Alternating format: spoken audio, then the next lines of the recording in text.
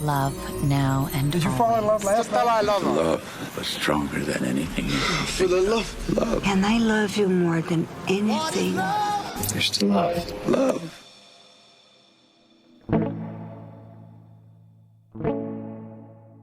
I like to tell Jeff all the time that we should not be friends because he's a Gemini and I'm a Scorpio and they're not compatible. Elizabeth and Jeff were best friends, even though a lot of the time they annoyed the crap out of each other. He loved to give me a hard time and he loved to wind me up.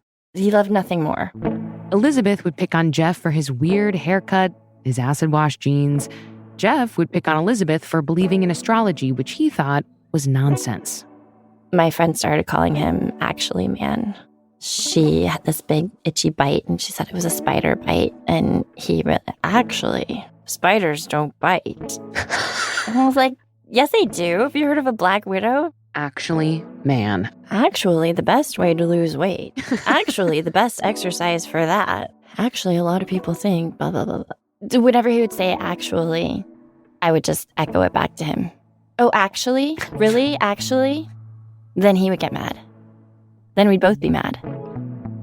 But no matter how much he might annoy her, no matter how much they might annoy each other, Elizabeth always forgave Jeff. He just had the goofiest grin. It was just so joyful and a little bit mischievous. Like there was always a little twinkle in his eye. Yep. And we had this relationship where I could say anything. I could joke about anything. There was no topic off limits. Underneath all that teasing and joking, Elizabeth told me there was a pull, an attraction between the two of them, but they were never quite ready to explore it. They waited and waited and waited. I just thought that we had time. I just thought we had forever to work it out. They waited until it was almost too late. From the New York Times, I'm Anna Martin. This is Modern Love. Stay with us.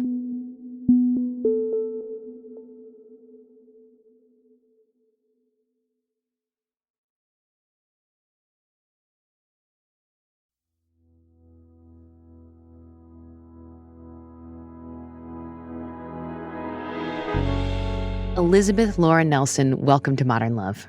Thank you. I'm so happy to be here. It's really great to have you in the studio put a face to your essay. We're here to talk about you and your friend, Jeff. How did you and Jeff meet? Jeff and I met through my ex-husband, Tom. He said, I met this guy. He's so great. He's an artist. He's a dad. His daughter's right in between the ages of our two daughters. So they were friends, and Tom would always come home and he would have something to tell me about. Oh, you know, Jeff doesn't buy his daughter toys. He makes them. Whoa. He whittles wooden toys for her. And,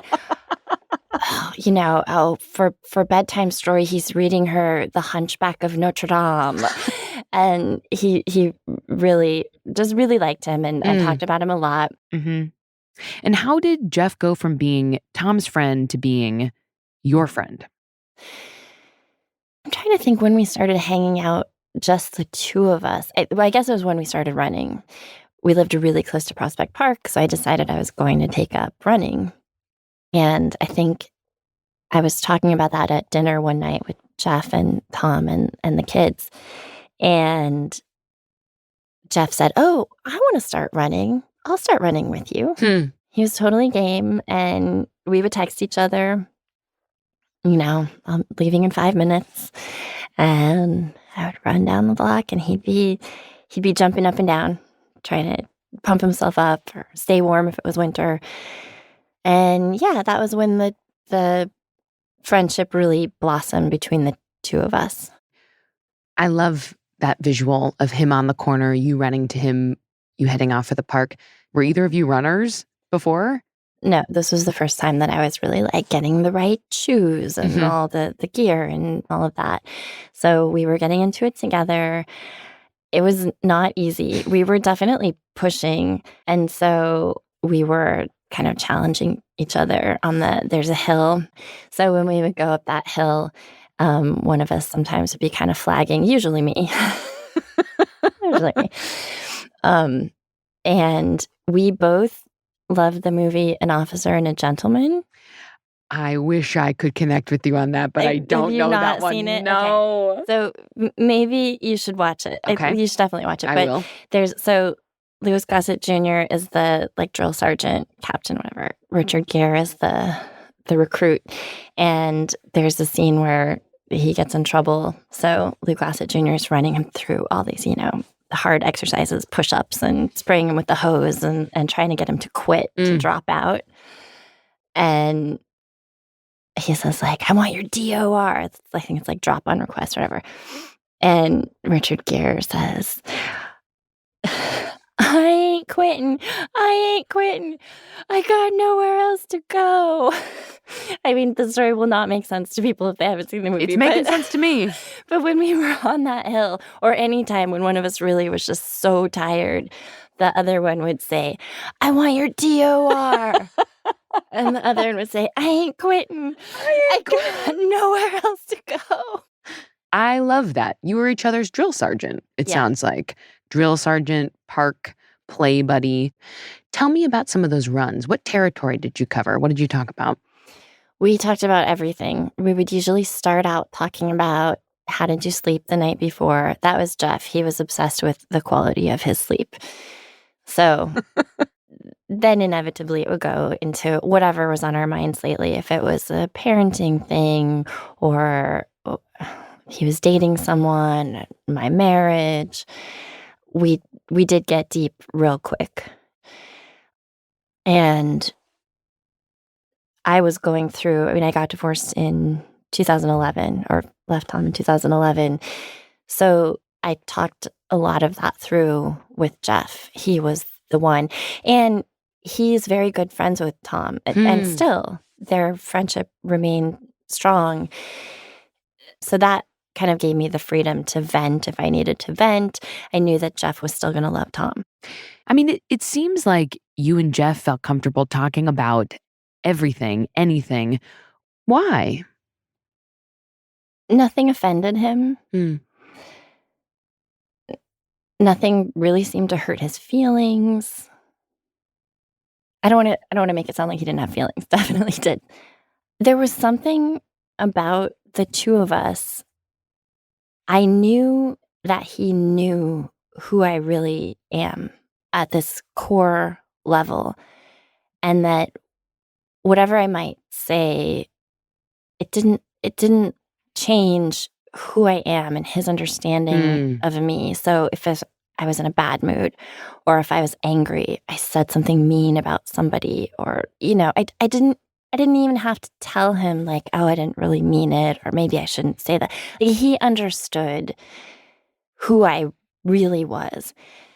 We had this world that was just the two of us. Yeah. Bring me inside that world. What's something that was just for you and Jeff?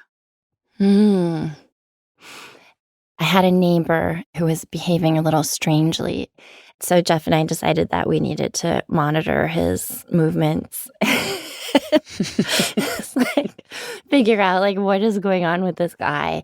And it was Jeff's idea that we would have code names. And he was Blue Falcon and I was Red Sparrow. He came up with the names. He might say, Red Sparrow, I spotted our target. He's coming toward you. And I would say, copy that, Blue Falcon. Did you call each other like Red Sparrow, Blue Falcon out in the world, or was this just a text thing? Not really, because only if we were in private, because they were our secret code names. Sorry, right? Yeah. Right? No one could see. No one could know. When you got divorced, did that change? How did that change your friendship with Jeff? Did it change your friendship with Jeff?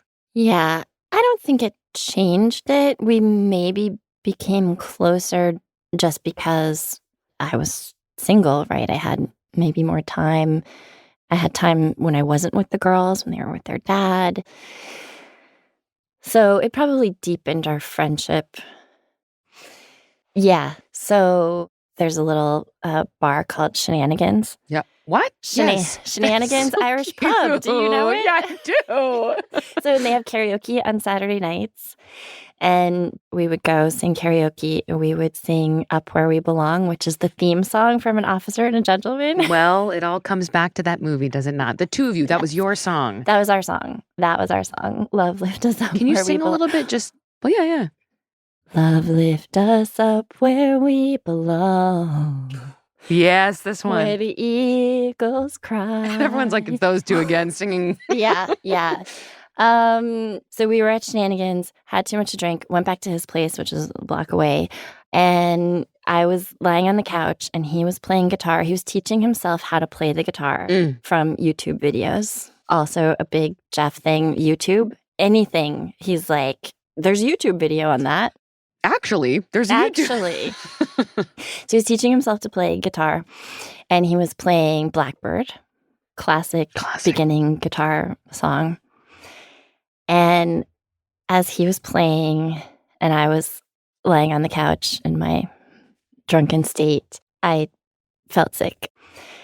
And I started to feel this vibe that like, oh my God, is Jeff going to try to kiss me? Is there going to be like, it was, when the air in the room changes.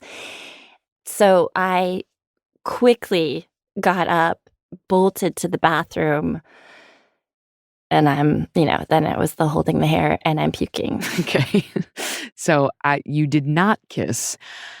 I know exactly what you mean by the air in the room changes. It becomes charged, or I don't know what the right word is. It's like sharper. There's a shift. Mhm. What about that shift was so... Had you never thought about it before? I had thought about it only in that my friends had suggested, you're such good friends with Jeff, don't you think? Maybe? And I was always stridently, no, absolutely not. Why? I didn't look at him and think like, oh, he's so hot. And he was my best friend. And once you make things romantic with somebody, like it's going to change your friendship, your relationship. And I just didn't want to do that. You didn't want to risk it. I didn't want to risk it, but I always had the feeling that I could at any time. I knew that he was game. Even when he was dating somebody, even when he was the most in love, I knew, I would kind of think like I could just snap my fingers and he would drop her for me. I just knew. The glint in your eye. I mean, how did you know? I was very nervous to start dating again and to have sex again with a new person, right? It had been years since I'd been with somebody new. I was very nervous and I went over to his apartment one day and I said, Jeff, we have to have pretend sex and you have to tell me the truth about my body. What does pretend sex mean? Like I stripped down to my underwear and he rolled out his yoga mat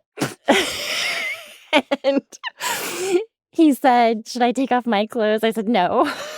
He took off his shirt anyway. He loved to take his shirt off.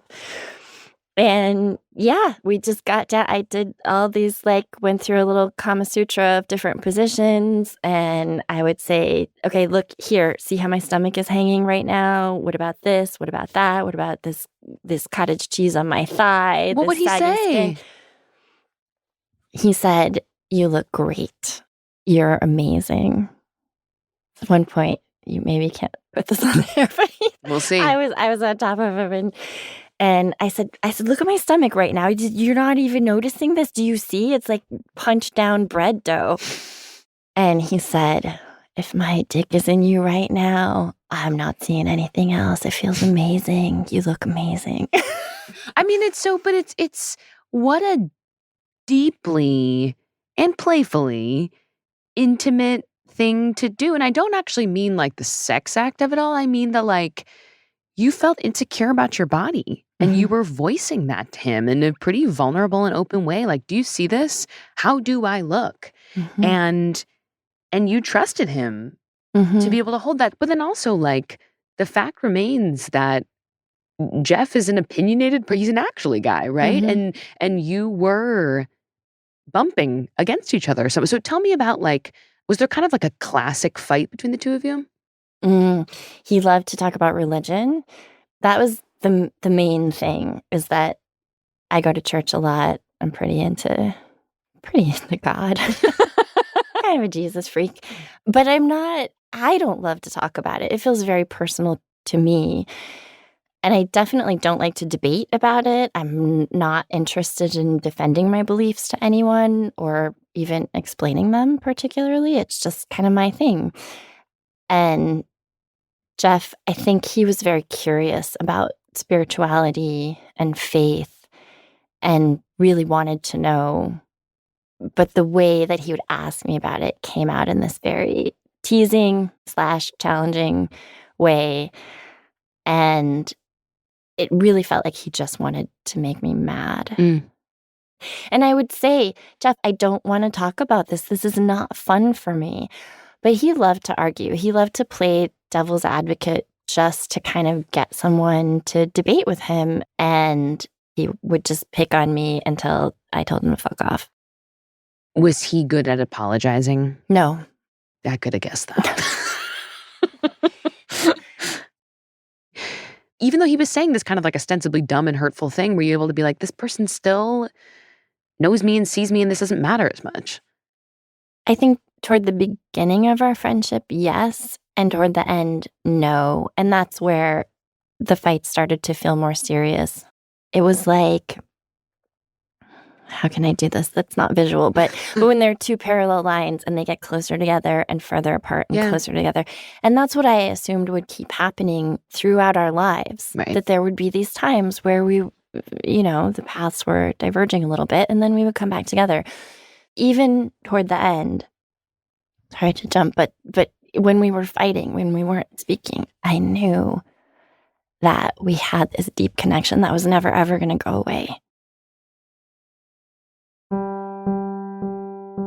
After the break, Jeff gets sick, and their parallel lines diverge again before coming back together in an unforgettable way. Stay with us.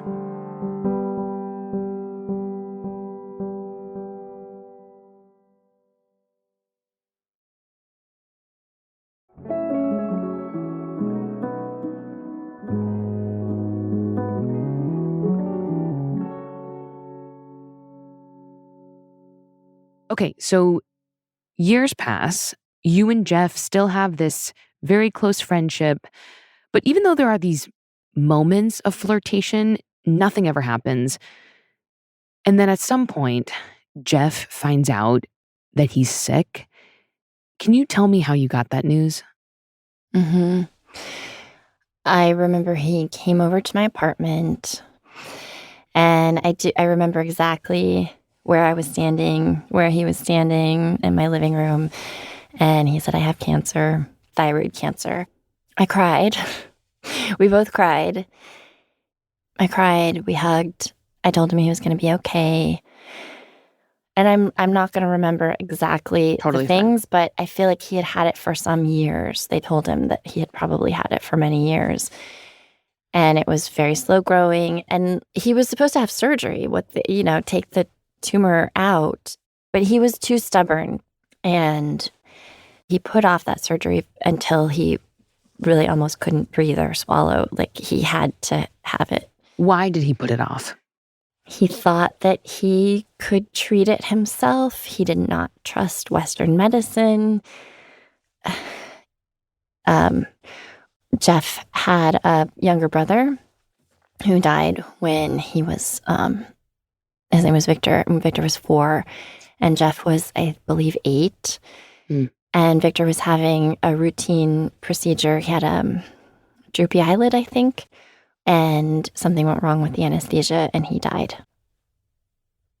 And I think that affected him for the rest of his life in some mistrust of the medical world. Doctors, yeah. And maybe that's part of why he thought that he could use Dr. YouTube. He tried to tell me about all the YouTube videos he was watching, and I didn't really want to hear it.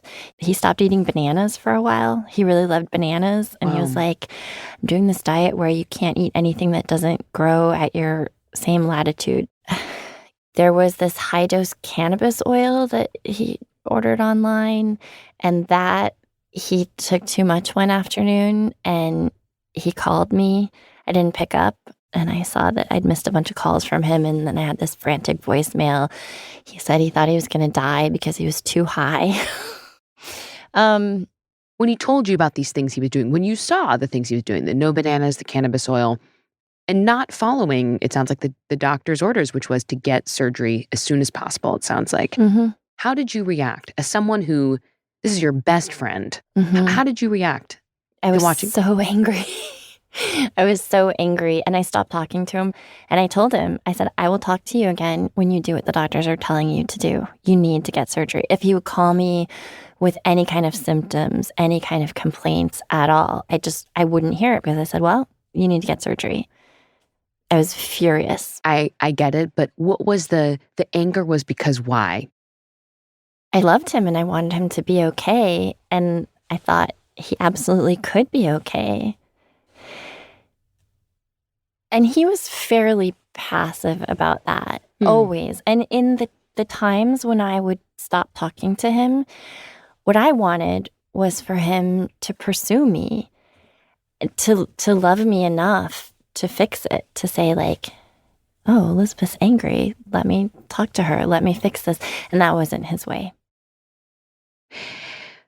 When you weren't talking to him, were you thinking about him? Mm-hmm.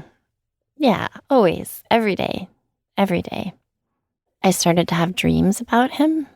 I had been angry with him. We weren't talking. And I started to have these really intense sex dreams about Jeff. And I would wake up and be so turned on. Mm-hmm. And I would think, all right, I'm just gonna call him up. I'm gonna go over there and we're just gonna act out this dream. It's on. Like I can't, it's like I don't care if I'm mad at him.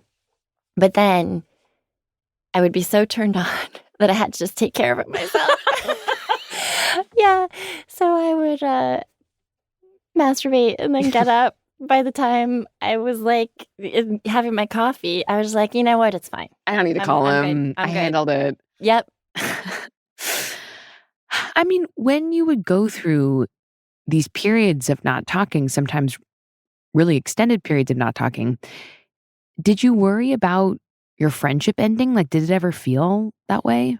It didn't exactly, only because we always kind of went in and out of hanging out every day, and we'd be caught up in our separate things. So I never thought that we wouldn't come back together. I felt like I was his person. I was his just life partner, just doing life together, including when we were mad at each other. Mostly me mad at him, but I also think there was an element of that the tension was building between us, that I think the pretend sex was sort of the pretend sex and the sex dreams. It was kind of all heading toward this, our friendship is becoming something else. During a time when you and Jeff were not talking, he took a turn for the worse. Can you walk me through what happened? So it was the end of May 29th, and our friend Ellison texted me a screenshot of a text from Jeff saying he was in the emergency room at Cedars-Sinai. I didn't even know he was in Los Angeles. We had not been in touch for some time. And Ellison said, why don't you give it a day or two? I will find out what's going on. I'll let you know. And I said, okay. And then I think maybe 5 minutes later, I texted Jeff. I was not going to be able to wait. I texted him. You know what? Actually, I could look. I could. Can I pull up our You have texts? it? I can totally pull them up here. Okay. Okay, yeah, May 29th. Hey, Blue Falcon, do you copy? I hear you're in the hospital. Red Sparrow, I fear the worst, my comrade. What are they saying? Are they keeping you in the hospital? When are you supposed to come home? And Jeff said, well, everything went sideways so fast. I came here feeling more or less okay, but everything got worse day by day until I couldn't really function. And there was some more about how he was feeling. And then I wish I could say I'm not scared. You're texting him. He's in the ER. What was going through your mind? You're texting him during this. Like, what are you guys, what are you telling him? And what are you thinking? What I felt was I couldn't believe I had let so much time go by without us being in each other's lives. And that was that same night that I texted him, I really do miss you and wish we were talking and sharing all year. That's him. That's Jeff. Yeah. I'm sorry. We will have a lot to catch up on. And Jeff said, I'm sorry too, love. And to that I said, maybe we should finally fuck.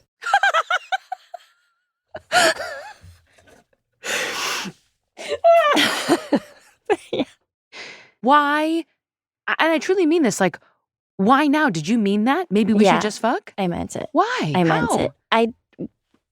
I think I just knew, like, all of this was just ridiculous. I think I knew that I wanted to for a long time, but I couldn't go there. So you're sending these back and forth. You've clearly broached this topic in a funny, but you really mean it. You're really like, let's have sex. So when you get to LA and you see Jeff for the first time in nearly a year, what's that like? How did he look? He looked really good. He looked really handsome. Really? He was thin, kind of haggard, so handsome. And we just hugged. I just fell into his arms and he was just holding me. Yeah, I think I knew from the moment I saw him at LAX that something was different and we were going to be together. Even though he had been sick, it was like he had gotten us this really cute Airbnb. And yeah, I went in and there was a queen bed and then a kind of a sofa bed. And I said, do you want me to sleep in the big bed with you? And he said, yeah, I need you to be the big spoon. And he said, I feel really scared, but when you're holding my hand, I don't feel scared. So we got into bed and I just could feel like he felt so warm and his skin was so smooth. And I just knew, I was like, I'm not going to resist this anymore. So yeah, I took my nightgown off. I cuddled right up. And as I had always suspected, he was game. I remember him saying, like, oh, I'm so curious now. And he's just like, I think we both were just so curious to explore each other's bodies. This person you've known for almost 2 decades, but, had never seen completely naked, had never done these things or touched these parts. And now we were, and it was very comfortable, very easy, very different than any sex I've ever had with anybody ever. How was it different than any sex you'd had before? I didn't feel self-conscious. I didn't feel worried. I didn't feel like I had to be somebody else or, be cute for him or be anything other than who I was. We just wanted to be close. It was truly like we had been apart for so long. Yeah. And we loved each other so much. And I was so worried and he was so scared. And having sex with him that night was just like, we wanted to get as close as we could to each other and finally know each other as well as we could.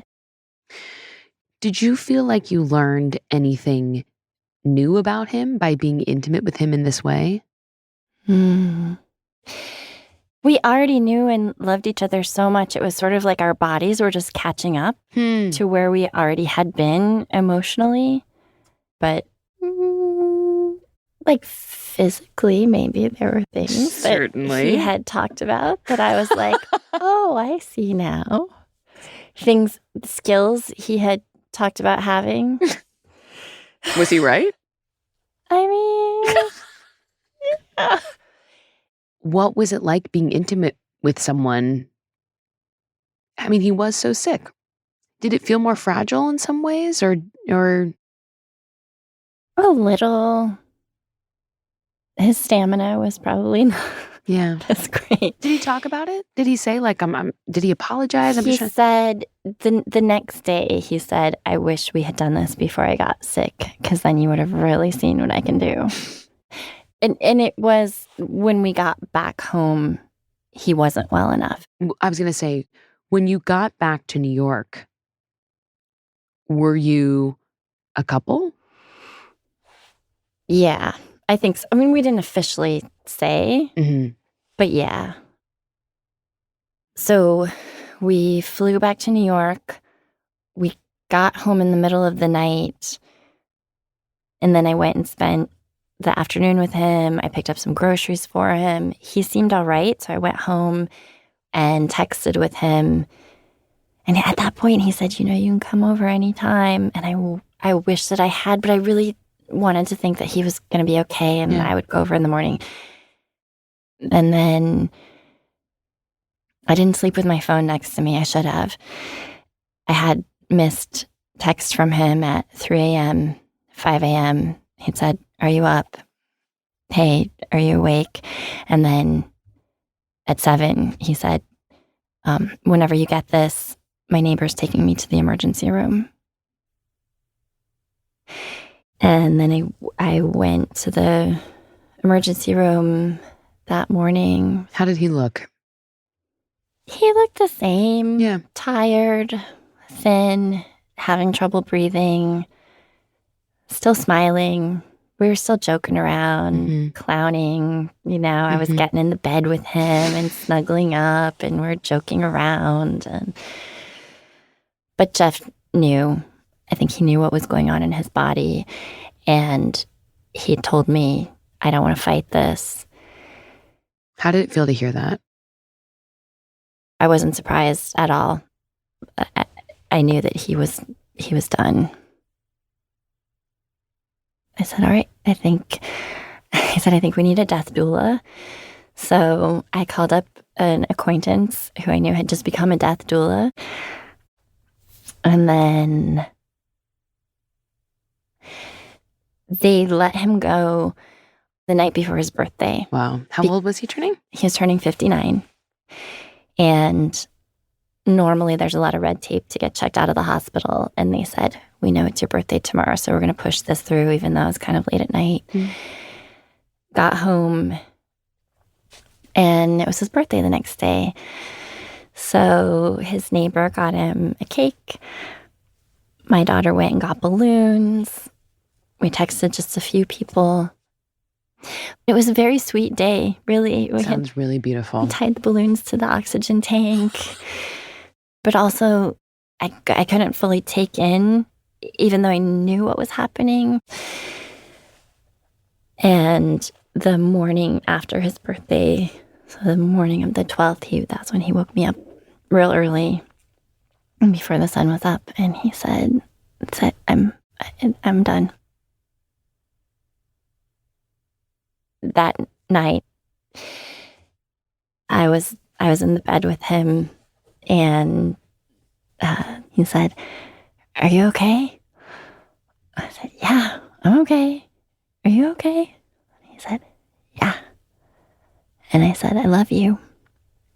And he said, love you too. And then he went to sleep. And I went to sleep. And when I woke up in the morning, he was breathing very shallowly. And I put my head on his chest and listening for his heart. And I just stayed there in bed with him for a few hours. And I don't even know exactly when he passed. The death doula came in at some point and told me that he was gone. And I still had my head on his chest, and I said, no, I still hear his heart. I still hear his heart beating. And she said, I think that's your own heart.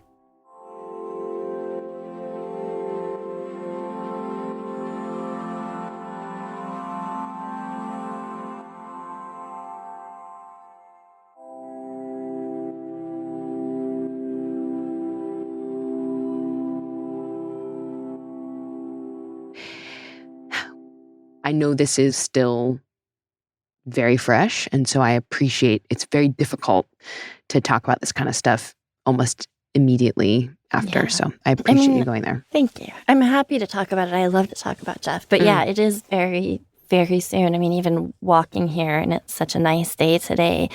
And my first thought when I walk outside and it feels like summer is, oh no, it's summer and Jeff's not here. And that means it's gonna be a year soon. And just the passage of time has been so difficult in that, like, it feels like it's shrinking the time that we had together as my life goes on. That piece of my life that had Jeff in it is becoming smaller and smaller. And I hate that so much. Can I ask, like, why do you think it took you and Jeff so long to come together in this intimate way that you did at the end of his life? Like, why do you think it took so long? We were both so stubborn, I think. I also wonder if we were meant to be romantic partners. I think maybe we weren't. Maybe we really were just such good friends and soulmates. And having sex at the end of his life was a way of being as close to each other as we could possibly be. And that was the arc of our friendship. We'd always, both of us, wondered. We had. Maybe not always at the same time. We had both thought about it a lot. And if he had died before we got to, that'd be a lot of That would be regret. bad. And that's what Jeff said to me when I said we were kissing in his kitchen on that last morning. And I was crying, and I said, we could have been doing this the whole time. I'm such an asshole. Why am I so stupid? I didn't know that we're supposed to be together. And he said, I think things happen the way that they're meant to. Oh, Jeff. Yeah. And I think he was right. You make me cry, my friend. It is beautiful. Elizabeth Laura Nelson, thank you so much for talking to me and for sharing your story about Jeff. Thank you so much for having me.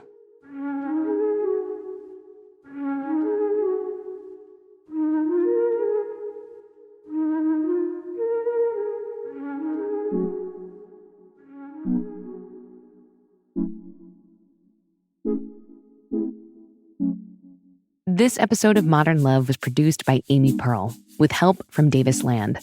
It was edited by Lynn Levy and our executive producer, Jen Poyant.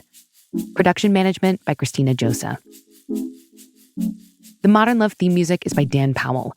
Original music in this episode by Dan Powell, Marian Lozano, Sophia Landman, and Rowan Nemisto.